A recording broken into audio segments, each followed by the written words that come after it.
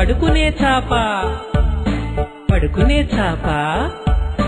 కూర్చునే చాప చాప అంటే పరుచుకునేది చేప అంటే వండుకు తినేది చాప చాప పడుకునే చాప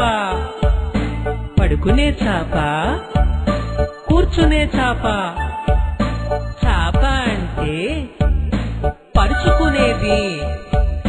చేప అంటే వండుకు తినేది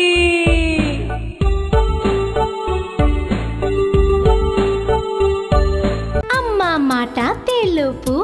ఆవు పాలు తెలుపు మల్లె పువ్వు తెలుపు మంచి మాట తెలుపు